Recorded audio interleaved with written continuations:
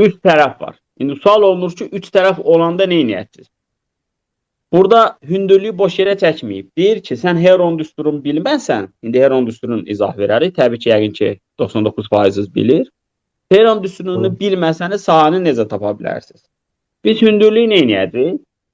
BC-ni burasına x deyirəm. Onda bura nə qədər olur? Burasına da h deyirəm. Onda bir bura Pifagor teoremi yazıram. Burada mən tutaq ki, bayaq da dedim, nəyi unutmuşam? Heron düsturunu unutmuşam.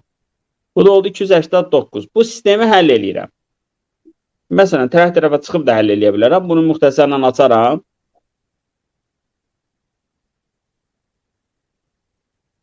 Düzdür. İndi h kvadrat x kvadratı nə qədərdir?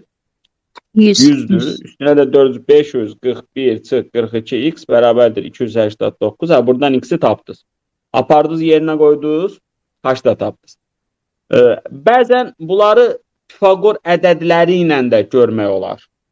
Və məsələn, 17 ilə 13-ün, hipotenüz 17 və 10 olan iki düzbucaqlının ortaq katet 8 qəşəng rol oynayır. Bax, buraya indi 6 yazın.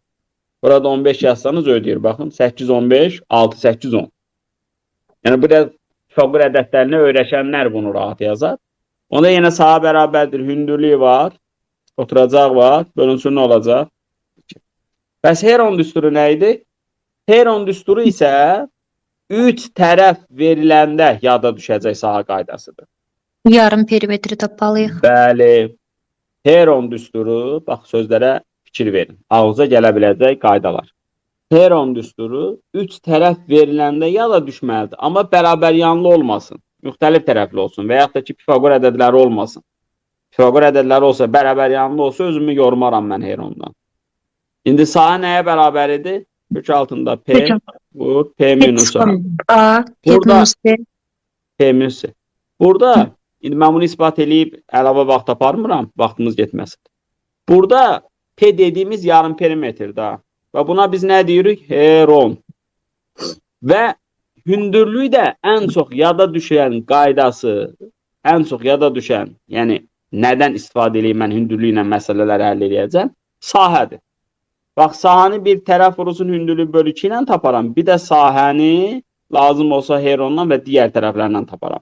Bax, buradan üzə mən hündürlüyü təyin edərəm. Bir də hündürlüyü hardan təyin edərdim? Burada qeyd elədim. Pifagorla. Buraya x, buraya yazdım. Pifagorla oradan təyin edə bilərəm. Anladıq mı?